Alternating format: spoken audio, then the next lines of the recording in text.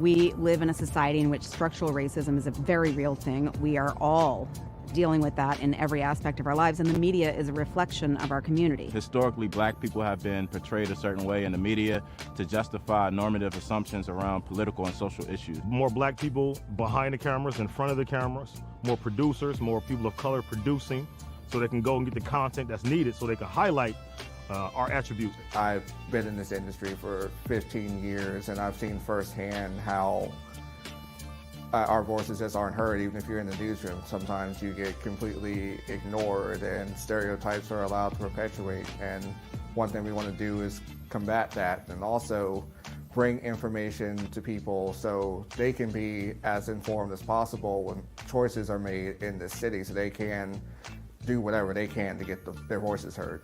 What I believe can be done about the situation is to have more people of color creating news stories, more people who have an interest in and a social consciousness that relates to the stories that they're telling. Charlottesville Tomorrow looks at these issues. We can present them on IMHO. Vinegar Hill Magazine can take that a step further, and just together we can just make this thing that can be an example of how we can change the media landscape, how we can be more inclusive to get these voices in, to get these people heard. That's just one thing that doesn't happen in so many places, and it's a shame. We think we live in a society that's very progressive, and we're talking about equity and diversity and inclusion and all these things. Still, the way that black people, and I would say, and I would argue especially black men, are portrayed by the media is incredibly dangerous, and you've seen the sort of tangible violence that it's led to over the past year. The community can support the SIM project by first and foremost giving us an opportunity. We understand that it can be difficult to give trust right now, especially considering the current social and political environment. But this project will only be as successful as the community allows it to be. And so we ask you to give us the opportunity to do the work, critique the work, and make sure that we stay in line with the vision. Another way that the community can get behind the SIM project is through engagement. We want to hear from you. We want to know what you're talking about. We want to put your stories out there. And so whether it's reading the articles written by Charlottesville Tomorrow or Vinegar Hill Magazine, or tuning in to In My Humble Opinion on Sundays on 101.3 Jams from noon to 3 p.m., either way, we want you engaged. We want you to be part of this. The community can also support the SIM project through funding. To learn more about how to support SIM, you can visit our website. Thank you for your support.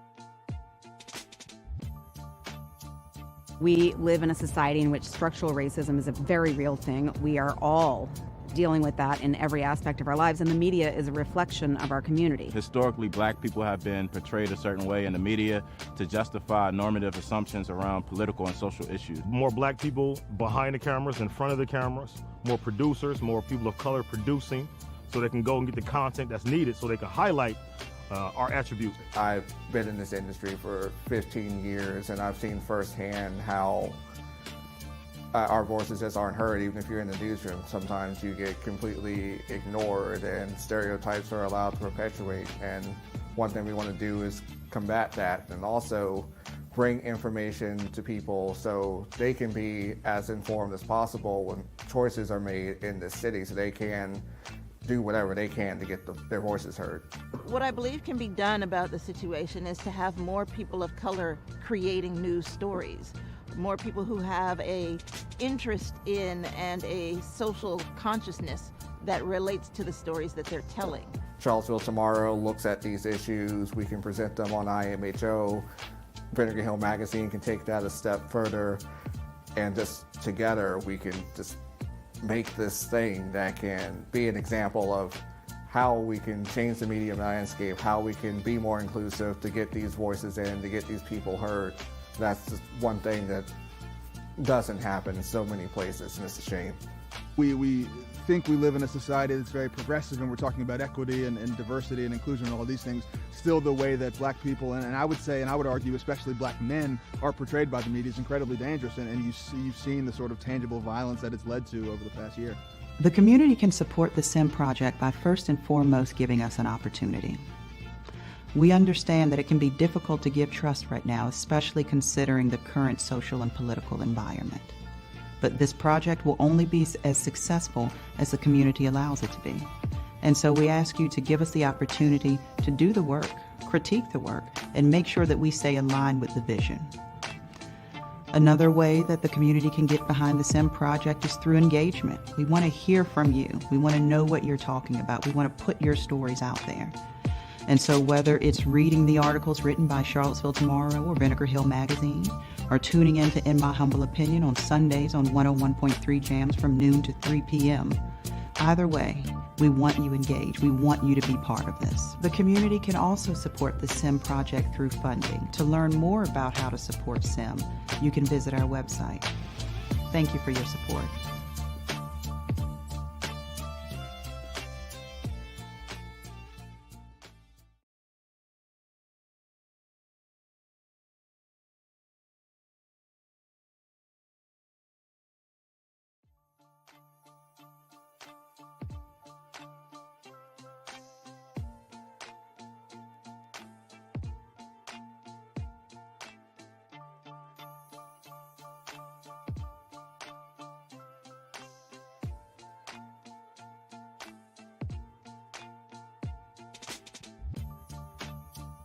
We live in a society in which structural racism is a very real thing. We are all dealing with that in every aspect of our lives, and the media is a reflection of our community. Historically, black people have been portrayed a certain way in the media to justify normative assumptions around political and social issues. More black people behind the cameras, in front of the cameras, more producers, more people of color producing, so they can go and get the content that's needed so they can highlight our attributes. I've been in this industry for 15 years, and I've seen firsthand how our voices just aren't heard. Even if you're in the newsroom, sometimes you get completely ignored and stereotypes are allowed to perpetuate. And one thing we want to do is combat that, and also bring information to people so they can be as informed as possible when choices are made in the city, so they can do whatever they can to get their voices heard. What I believe can be done about the situation is to have more people of color creating news stories, more people who have a interest in and a social consciousness that relates to the stories that they're telling. Charlottesville Tomorrow looks at these issues. We can present them on IMHO. Vinegar Hill Magazine can take that a step further, and just together we can just make this thing that can be an example of how we can change the media landscape, how we can be more inclusive to get these voices in, to get these people heard. That's just one thing that doesn't happen in so many places, and it's a shame. We think we live in a society that's very progressive, and we're talking about equity and diversity and inclusion and all these things. Still, the way that black people, and I would say, and I would argue, especially black men, are portrayed by the media is incredibly dangerous, and you've seen the sort of tangible violence that it's led to over the past year. The community can support the SIM project by first and foremost giving us an opportunity. We understand that it can be difficult to give trust right now, especially considering the current social and political environment. But this project will only be as successful as the community allows it to be. And so we ask you to give us the opportunity to do the work, critique the work, and make sure that we stay aligned with the vision. Another way that the community can get behind the SIM project is through engagement. We want to hear from you. We want to know what you're talking about. We want to put your stories out there. And so whether it's reading the articles written by Charlottesville Tomorrow or Vinegar Hill Magazine, or tuning in to In My Humble Opinion on Sundays on 101.3 Jams from noon to 3 p.m., either way, we want you engaged. We want you to be part of this. The community can also support the SIM project through funding. To learn more about how to support SIM, you can visit our website. Thank you for your support. Yeah, my friend Mike Sanders. No worries. All right. I've spoken in way worse conditions than this. Trust me. Trust me. Anytime you're ready. Good afternoon. Good afternoon, everyone. We want to go ahead and get started, kick off the first panel of the 2023 Black Business Expo. This is the business of Black media. So let's get this thing kicked off. Everybody, give yourselves a hand for being here and celebrate Black business. I want to thank all the sponsors and everybody that came out today as well. And yeah, and everybody that's here for the panel, go ahead and come up front here. We have some special seats, some VIP seats.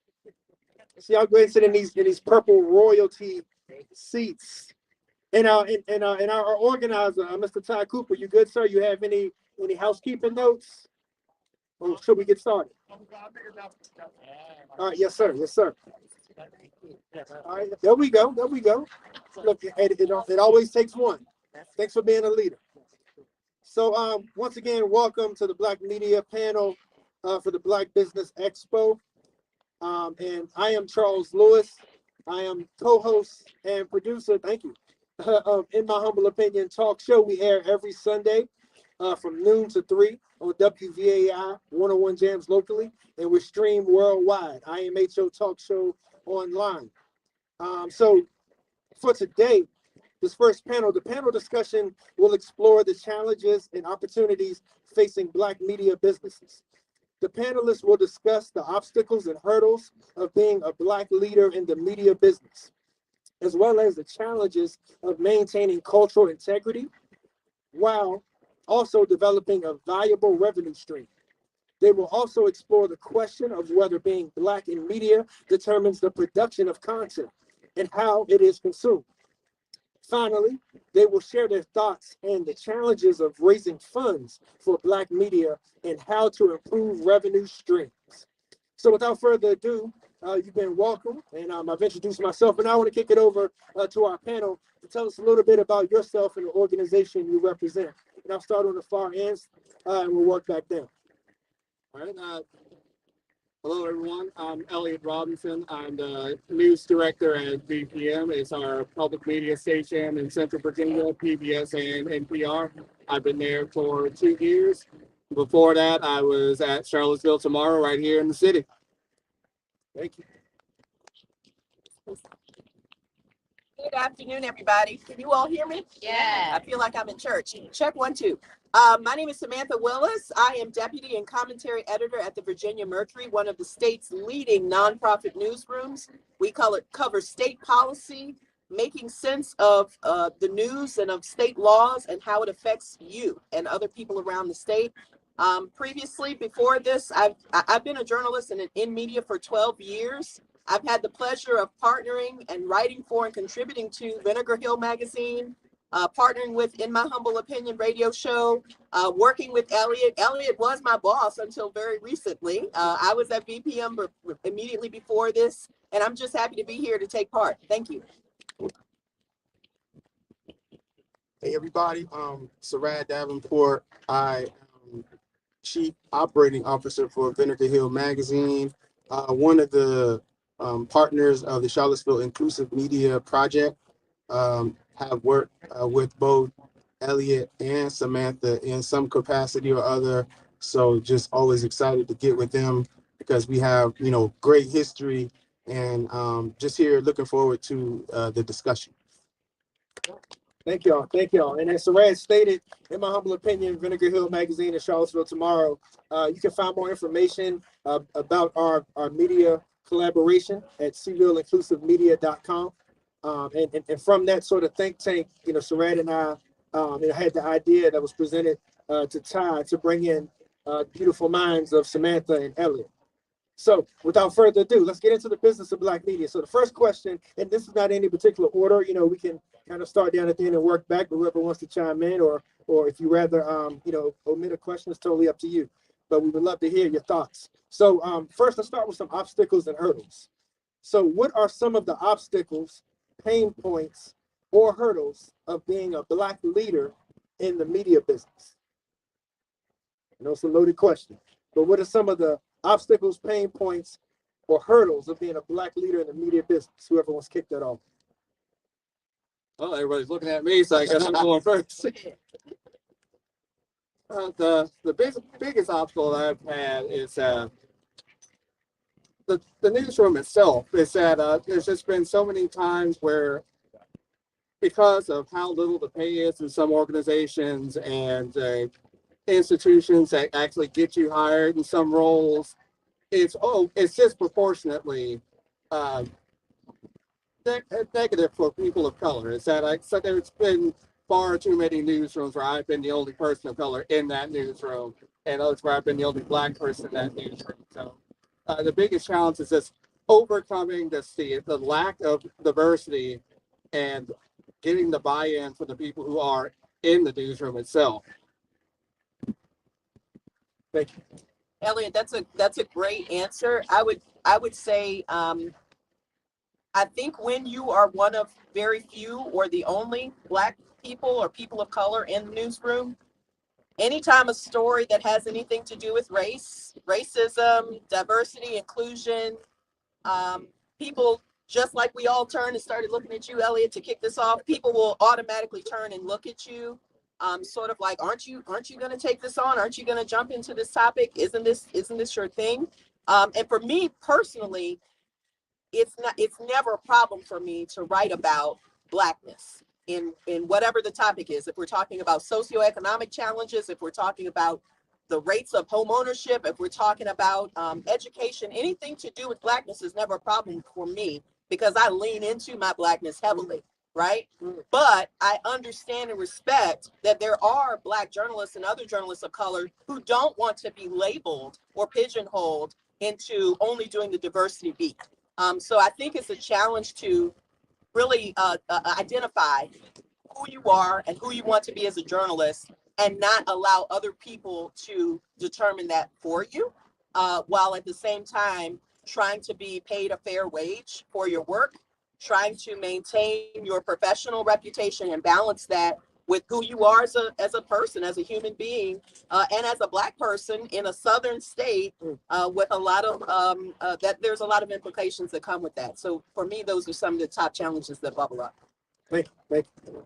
Sure. I think for me, it's a little bit different. We're probably a lot different because we're independent Black media publication. So some of the, I think, issues that may arise in other publications or other media organizations like ELLIOTT or SAMANTHA, I don't necessarily have to encounter because we FUBU, you know what I mean? We for us, by us, so we're able to kind of, navigate some of those things differently.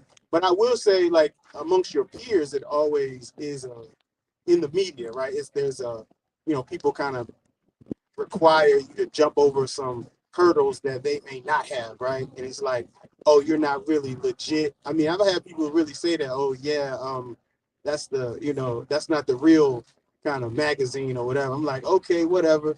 And then sometimes I have to do my little credential dropping. I know some of y'all probably had to you drop your credentials and then they find out you're far more credentialed than they are and things like that. And it's like, I hate to do that, but you put me in that position where I have to do that. You know what I mean? So that's difficult. But we don't have some of those issues with regards to like hurdles with people believe, because we write what we want. We publish what we want, and we try to produce a quality product. It's not like we publish anything. We try to produce a quality product, and but we don't necessarily have those hurdles of having to deal with proving ourselves in the newsroom or hurdles such as that because we're independent. Thank y'all. And so y'all brought a great point from Samantha mentioning, not wanting to be typecast as like the Black beat writer, and then SARAD mentioning being for us, by us, right? So let's talk about the cultural integrity of your work. So how have you maintained the balance of being culturally relevant while also developing a viable revenue stream to keep your operations going? So, and within that, you could talk about maybe some of the obstacles within that, and then I'll have a follow-up question. But but how do you balance your cultural relevancy? Yeah, I'll set that off, and that's tough. A lot of times, not just for like Black, and I'll speak from the independent Black media organization perspective. Like that's tough for a lot of organizations in general, because sometimes in order to get money, people want you to kind of compromise your culture, all right, or just how you interact with the world. And we try to, really walk that balance of being very much um, okay with our blackness, you know what I mean, and okay with being excellent in that way, and requiring people to like um, see the innovation that we are in and of ourselves, as opposed to transforming ourselves into something else just to get, resources and things like that. So we try to innovate in our own way without, kind of changing who we are. But it's hard though, because sometimes it gets tight, and you want to make sure that, ends are meeting or exceeding. And it's like, and some people, will ask you to make compromises. No doubt. Like that has happened before. People have come up to us years later, like, yeah, we love to support your organization and everything, but we really didn't like what you wrote last year about this. I'd be like, so what you saying? You're not going to support us if we don't write the way you want us to write. And we're always going to lean towards maintaining our kind of cultural identity and our perspective before we compromise that. So. Excellent. I can speak up and say I am employed now by the Virginia Mercury, which is a sister station or a subsidiary of State's Newsroom. This is a really innovative model of nonprofit journalism that breaks away from mainstream media and the traditional, ABC, NBC, the traditional, that type of what I think is commercialized media. And that allows us a lot of freedom, I think, in what we cover. It allows us to hold institutions, especially state legislatures and legislators accountable for the things that they're saying and doing on behalf of citizens. But before I joined the Virginia Mercury and before I joined BPM, I was a freelance journalist for years. And actually, when I worked with SARAD and Charles and other people here in Charlottesville, most of that time was when I was freelancing. It's hard to say, without the backing of a big media organization, to say, here I am, this one woman, and I write about Black stuff, okay? I write about Black issues. I write about what's important to me and my community, and I'm not going to compromise on that. So that sort of became my brand. And I lost lots of opportunities for contracts, for assignments, et cetera, in the very beginning stages of my career. But I think it paid off, because once people realize, once you begin to build your repertoire of writing, not just writing stories about Blackness just to be writing about Blackness. My goal is to write meaningful journalism that just so happens to be about Blackness, that shows that we are people are just as capable, talented, diverse as any other people. And I'm coming to you through the lens of Blackness. Once that people kind of associated me with that, then people began to seek me out for that. So if I would give any advice about the creating revenue streams, especially to entrepreneurs or people who are just getting started in media, don't sell yourself short and don't feel the need to transport. I think you said it earlier, SARAD, transform yourself into something that you're not. People can tell authenticity, right? That comes through not only in your persona, but in your work. If you're not being authentic, you're not giving the best of your work and the best of who you are to the world. You'll never know what opportunities you might miss because of that. So I have to say this too before I finish. People who might say, all you write about is Black stuff, and especially Black media organizations or Black journalists. If you do put a focus on writing about Black issues, you will get the criticism. All you write about is Black stuff. Why don't you write about any other issues? Black stories and Black voices have been so excluded from the mainstream media for the majority of this country. Okay.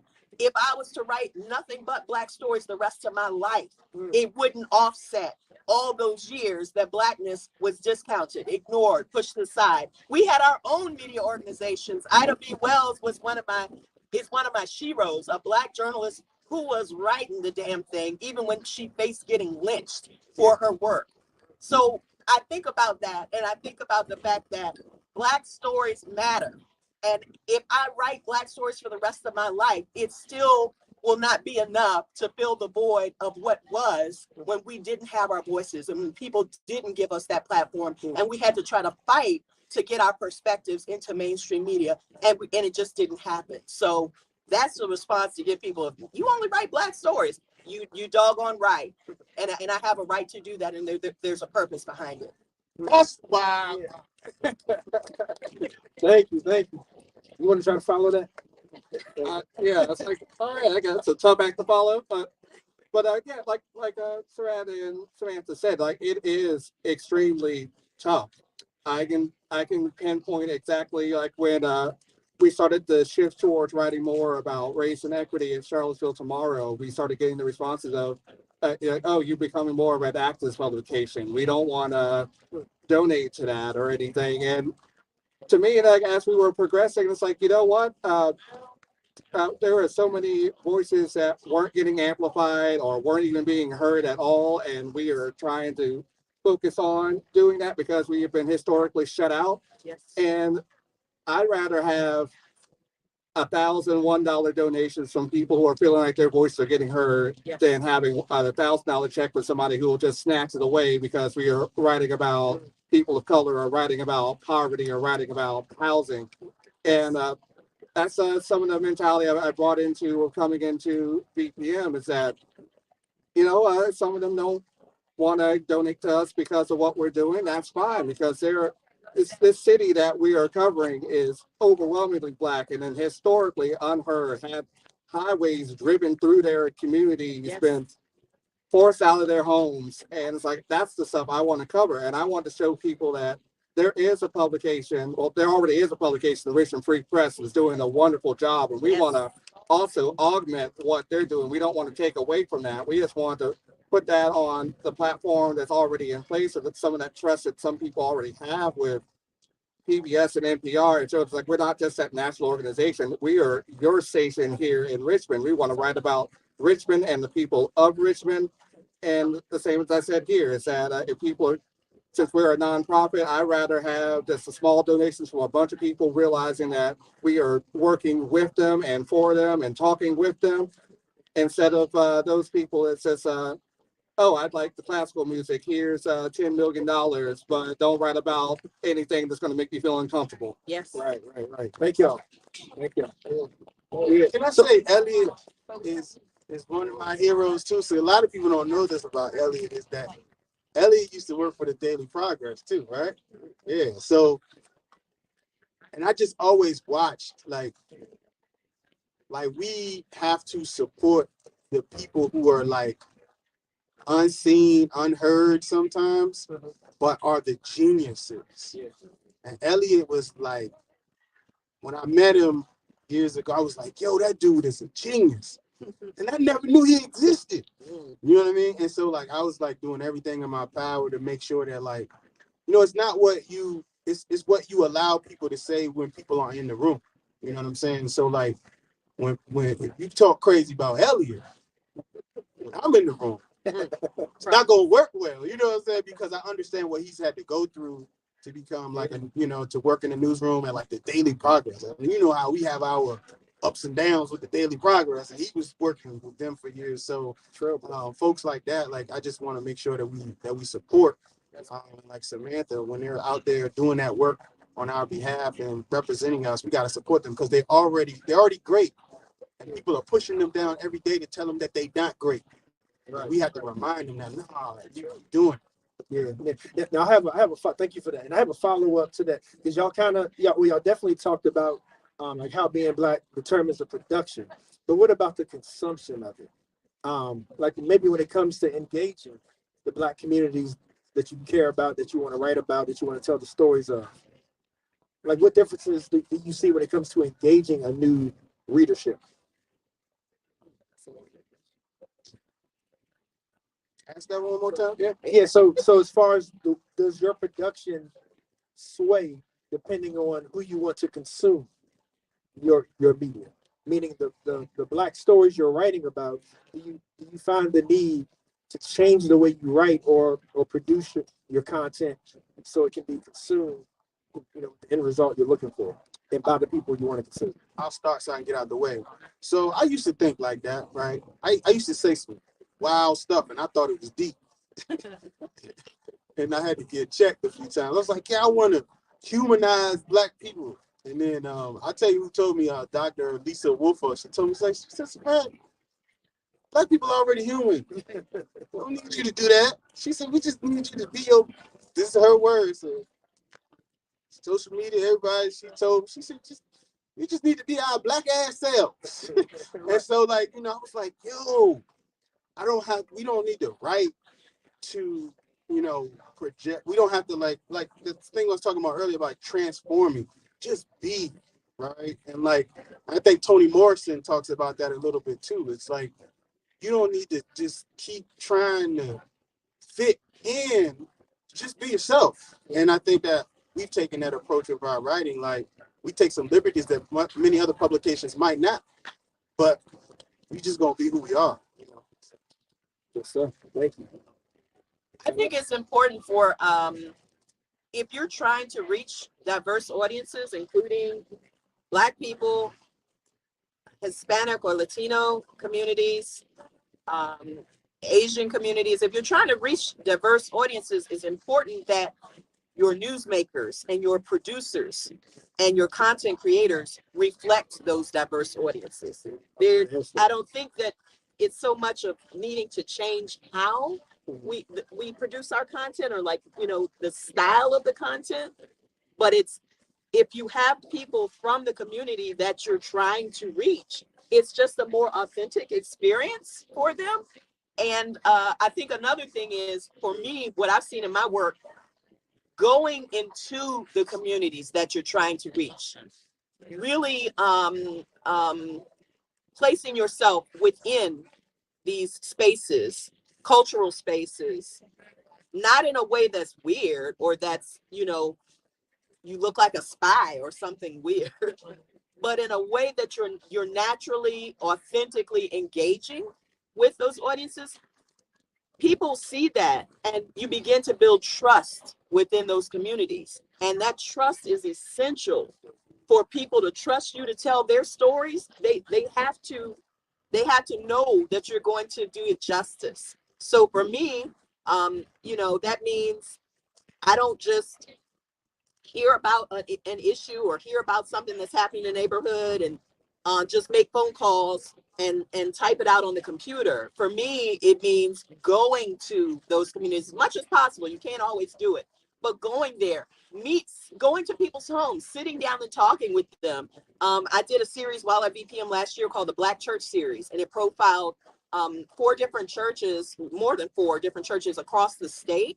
And we went to each of those churches, and it wasn't about necessarily the individuals. It was about trying to give people a taste of Black church culture and how diverse that is and what that means. And the only way you can get that is by going there and interacting authentically with people.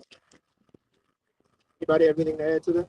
Yeah, I just want to echo what Samantha said. Like, you have to actually be there and show up and be present, and not just do it for the story itself. Just really show that you are a part of the community. You actually care about these issues and care about the people in these communities that you're writing about. I have not exactly the same as SARAD's experience, but when I worked in Hopewell, I was in my 20s.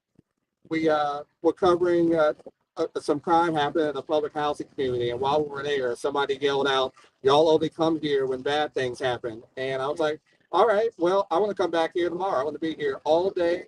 Anybody who wants to talk to this reporter about anything you want, we're going to be present. We're going to listen. And we did that a couple times when I was in Hopewell. And that was the part. It's like, yeah, I'm not going to just show up because bad things happen. It's like, I live in this city too, and I'm a part of the city, and I care about what happens here and for all the communities, and especially for the Black community, that I don't want this paper just to have, whenever there's a Black person there, it's because something negative happened. Is that there are positive things happening in all these communities across income, across everything. Is that there's we were down the street from Virginia State. There was Wyatt T. Walker lived not that far away from us. There was Reverend Curtis Harris, who marched with Dr. King. He he still had the pair of jeans he wore on the Selma to Montgomery march. And I was able to sit down at his feet because I came into his house because I heard his criticism. I was like, look, you tell me how to do this correctly, because of course I'm young. I need to learn. I, of course, just graduated from college, think I know everything, and that's not the case. And there's just so much richness in those stories that you hear if you actually sit down and listen and like show people that you actually care about their lives and their stories. And that's what I feel it like needs to be done in the Black community, especially. Gotcha. Thank you. Thank you. So we've covered obstacles and hurdles, cultural integrity, leadership, and outcomes. Right. So let's get into the last topic before we get your final thoughts, which is sort of at the core of business, right? Let's talk about revenue generation. All right. See how transparent we're going to be right about now. But what have you found are the challenges of raising funds for Black media / Black stories to make it sustainable? And so what are some of your innovative ways that you've used to produce that revenue streams? And I'd be curious to hear takes on the nonprofit sector as well as the for-profit sector. But I want to know what you found to be challenging when it comes to raising funds for Black media, and maybe some innovative things that you've done. And I want to remind everybody too that right now, like, we're in the information generation, right? And so a lot of people have podcasts, a lot of people are reporters on social media, within their own right, things of that sort. So there's channels and avenues, and I think this sort of interests a lot of people from different backgrounds. So whoever wants to kick that off, the challenges of raising funds and making your work sustainable in nonprofit and for-profit, some of the innovation that you've used. I mean, I could start. So some of you have familiar with the nomenclature, get it out of the mud. Meaning, Vinegar Hill magazine, just a little short story of it. It started out as a front and back newsletter, grassroots. It was free. It was given away. There was no monetary, it was just a service to community because of dissatisfaction with legacy media, how they cover Black media. And Eddie Harris is the founder, of course, and there were people in the community that were just, and at that time, if you were from Charlottesville, you can remember there was a time when they were going around trying to DNA test Black men, because there was, at that time, it was a serial rapist, but they were DNA testing all Black men. They finding random Black men. And the media was kind of supporting that effort. And that's really the story of how the origins of Vinegar Hill, because people were upset with the media kind of taking partnership in that type of invasion of people's, kind of personal privacy and things of that nature, in their bio privacy. And so 2-page newsletter, and I came on, I was like, some people know by now, I did my undergraduate internship with the New York Times. So I saw it, I was like, I see what they're doing. So I asked the guys, and Eddie in particular, I was like, can I help you all? And I started helping him out with layout design. We got a few more pages. And he was coming out of his pocket. I mean, like, he was going to ALC copies. Used to be on Image Street, paying out of his pocket. And then after a while, we started to get some growth and some energy. And I was like, yo, you can't keep paying out your pocket. So we just started to charge for ads. So we got started doing some ad space.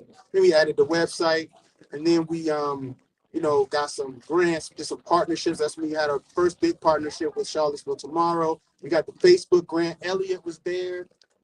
We got some Facebook bread, and then of course we got Google and the Community Foundation, and all this stuff started to roll, and we began to build the infrastructure to build an organization. So it might be a little different for us because we ain't had nothing to start out. We know how it's to work with nothing. But that's not how we want to run forever. You know what I'm saying? And I think that's what people expect. A lot of times, a lot of Black organizations, like, they try to give you crumbs and expect you to thrive.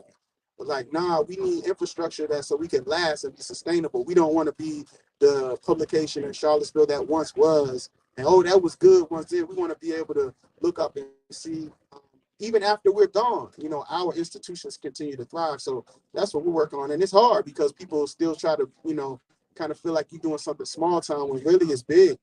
Um, and we need all the support, not only from like outside folks to support it, but we need people from, the Black community to make sure that they're really supporting, talking about it, sharing it. It's not always about money. It's about keeping the conversation going. But it's hard work, and there's obstacles along the way. But we did. So me and Charles applied for this grant with the American Press Institute, and we got it. So and we got it the other day. So yeah, it's good. It ain't no whole lot of money, but it's it beats a blank and everything helps. You know what I'm saying? So but those types of things that we're learning along the way that we can get more support, but people nationally are helping us. And Elliott has helped, Samantha's written for us. Angeli is like a beast out there on the national scene, speaking on our behalf. So we got people really like helping us along the way. So, but it's hard. I'll say it's hard, but we're trying to build something that outlasts us. So That's right. Thank you. So yeah, so Elliott, Samantha, what have you found challenges for raising funds and some innovative things being used to improve revenue streams for Black media?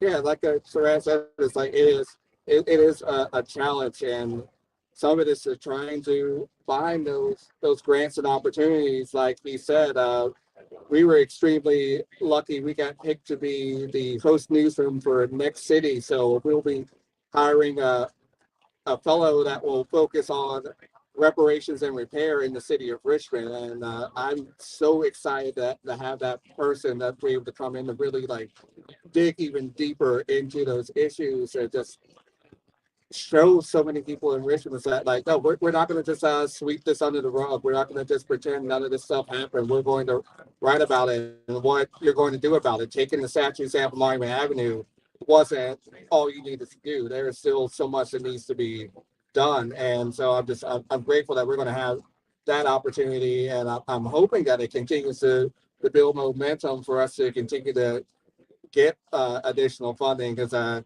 this year with that recession that did not happen, things were a little tighter than normal, and I don't want that to continue. Thank you. I will say again, State's Newsroom funds and runs nonprofit newsrooms. So I'm definitely not in the financial side of this. I'm in the creating content and editing content side.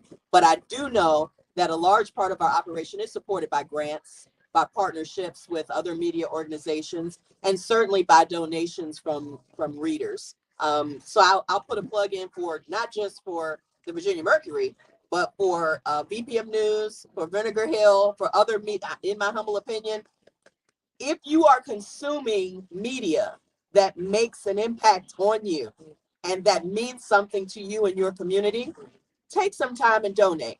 Don't just be a person that's just taking it all in. And this is so nice that I get all this wonderful information that really reflects me and what I care about in my community. And that's it. And I'm going to walk away full and not do anything to reciprocate and show your support. Donate to the places that are creating media, because it's hard. It's definitely not an easy thing that we're doing. And I would just encourage people, if the news that you're reading makes an impact on you, if you're signed up for somebody's newsletter, if you're tuning into, in my humble opinion, on Sundays, if you're reading Vinegar Hill, if you're going to VPM's website, if you're going to Virginia Mercury's website, think about chipping in something. It doesn't have to be a whole lot, but little donations from our readers not only keep us going financially, but they show that the work that we're doing, that we pour our hearts into every day, makes an impact and is important to the people of Virginia. So think about donating. Thank you. That's good stuff. And if there's anything pressing on anybody's mind, please let me know. But other than that, I wanted to give them a chance to have some closing thoughts. I want you all to share your final thoughts. And thank you all, by the way, once again. It's been great for the first Black media, I'll say, out of the 7 years, Black media panel for the Black Business Expo. But your final thoughts or words of encouragement for those who are interested in Black media as a business? I'll start.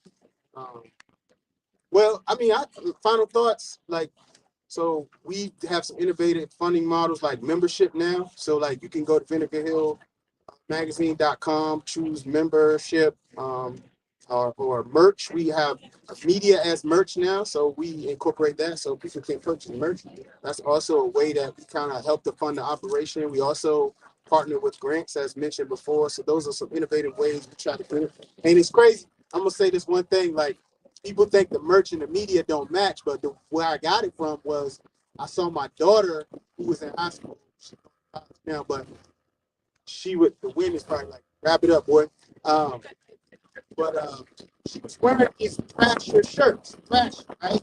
I didn't know what Thrasher was, but Thrasher is actually a skateboard magazine. And I was like, oh, the kids are wearing the shirts. And it's actually connected to this skateboard magazine. I was like, yo, that's a great business model.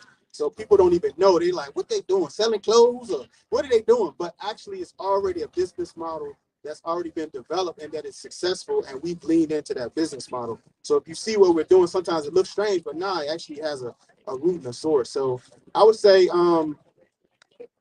like I said before, support us in any ways you can. Share on social, that helps. Links to the, because when people link, people do look at the numbers. They ask us for our numbers for every grant we write. Like, how many people are visiting your website? That's right. So that helps. And tell your own stories, because we'll find you and we'll find out, like, you know, how to interact with you and make you a part of the story the collective story that we're sharing. So, first person Seville. So we got that hand up. That's all. So first person Seville, I'll plug that. We are doing first person stories here in Charlottesville through the Charlottesville Inclusive Media Project, and we paying people. So people don't know, like, when you write for us now, right, you got a little bag with that. It ain't a little bag either. So if you got some quality work that you want to contribute that comes from the first person perspective, you know, actually share that with us, and we can see if we can, you know, if you're selected to get into the first person project. But I'll stop there. Okay. And before we get to the question, I just want to see if y'all have any words of encouragement, because like you mentioned, submit your stories, but for those people who may be interested in Black media as a career or a business. Yeah, that's one thing I wanted to say quickly is that if you're in Charlottesville or if you looked at this in any other city, if you notice that they are Black journalists and other publications where you are, and if they are like doing the right things, or even if they aren't, it's like, please reach out. Just give them some encouragement. Like, it goes a long way. I can say from experience of being in some newsrooms that were not good places, that hearing those kind words from other people who look like you really does help. Excellent. That's really good advice. Lastly, I'll say, and I do want to hear audience questions as well. Lastly, I will say, for anybody that's aspiring to get into media, whether that's creating your own Black media organization or being a Black media maker, don't be afraid of your own Blackness. I have to say that and repeat it. You know, I understand and respect that people don't want to be typecast. You don't want to be seen as a diversity hire or as the affirmative action hire, which people have actually said to me in legacy newsrooms before, that you're only here because of the diversity stuff. Cool. Don't let that dissuade you from being who you authentically are and from letting your work reflect that. Because again, if you're being authentic and if you're pouring your heart into what you're doing, your readers will feel that. Your readers will see that. Your readers will appreciate that. Even if it's just one, you know, little old lady that comes up to you in the grocery store. I read that story that you did last week. You're doing a good job, which has happened to me. And it could bring tears to your eyes. You think nobody's reading, you think nobody's listening, you think nobody cares about these Black stories that you're producing. And there are people that care. So like Elliott said, show your support, but also Black media makers, don't put away your Blackness in whatever newsroom that you're in, whatever media landscape you find yourself in. We need more Black media makers to represent the full spectrum of Blackness. We're not all the same. We don't all think the same. let's show up fully as ourselves and let's put that out into the world. Right. Thank you. So I believe we have one question or comment or two. Question, and maybe you covered this, Rod, but is there a community, if you're a Black media, you're Black media, that you can get together, connect together, encourage each other? A lot of things she does that, right? But like, spread that energy. So, I mean, we're a part of a few consortiums, like, you know, with the grant we got Borealis, which is a national. So we have meetings. We had a meeting yesterday, but with the American Press Institute, but Charles couldn't be there because he was speaking at the United Nations. But, you know, it was all good. So he's doing big things. But we met yesterday with our cohort. We have a cohort also with the City College of New York. I've done some stuff with Howard University. So, like, we're like talking to people all over the country. We Angeli, Charles, and myself, we spoke at the Collaborative Journalism Summit in DC back in June. Spoke at API in Texas back in, I think it was like March, sometime in the spring. So we have a professional, nationally, we have some professional development and peer groups. Yeah, and locally. So, yeah. So yeah, but that's, you know, that's definitely good as well. But locally, want to make sure everybody knows. I already mentioned CVilleInclusiveMedia.com, so you can go there to get more information and submit stories. But as far as more of a support group, even more so than that, even though you can find out how to work with us through that, Seville Inclusive Media. But we have a Journalists of Color group, so JOC, Journalists of Color, and we meet up. It's a standing meetup every first Tuesday, and the location may change, but you can talk to me or Angeli or SARAD about getting on that mailing list. But Journalists of Color, we meet up every Tuesday evening, and you know, it's just time we kind of, you know, get chat, talk about our work, ways we can partnership. Oh yeah, they fly too. They be coming out. They come out and they have a good time. I think we had another one. Sharika had a question. Dr. Lewis, sorry. We are sitting right across from this sign that tells us that there are Black people in the future, and we know that our children are our future. They don't always see themselves as knowing the avenue to having a career in media, right? So we know that college is a path that some of our kiddos want to take and some of them don't. Can y'all talk about pathways to working in media and what those various pathways might look like? I mean, I'll start. So like, I had a traditional path. I ended up going to human service, education, nonprofit work. But my major, I was a comms major, English minor. You know, but I went to college. I wanted to be a music video producer, so I wanted to be Hype Williams. But I ended up loving writing. But I always loved writing. I wrote poetry. I thought I could rap a little bit, write my bars. So like people can. Hip hop is a great transition to media because all of the elements are there, and it was like it was like, oh, that's it. I know how to do video stuff. I know how to write. I know, I know how to capture an audience and transforming that. I think formal educational credentials kind of do help you. It might knock down some doors for you. At least it did for me. It may be a little different now, but I know then it did help knock down some doors. I don't think if I wasn't in college and English minor, I don't know if I would have got the New York Times internship. Maybe, but sometimes being in the right place at the right time, that was the right place at the right time for me. Yeah, and one of the things I want to add real quick too, like we try to highlight stories, particularly on our radio show, and bringing in young folks that may be activists or just doing good things and highlighting them, as well as I know one of our goals is to have more of like a fellowship or like an internship to where youth that are interested in digital media or radio, whatever the case, can learn, and they can come and volunteer now, but we want to set up a program to where they also can be compensated. And compensated with monetarily or credentials when it comes to higher education within it.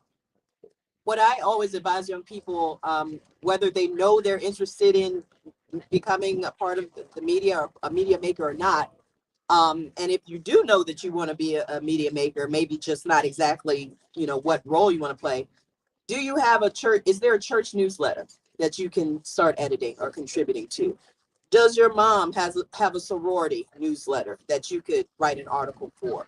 look for opportunities within your own community to start building your portfolio. So even if you don't go to college, or once you go to college, you have a body of work. You have a small body of work to say, this is what I've done so far.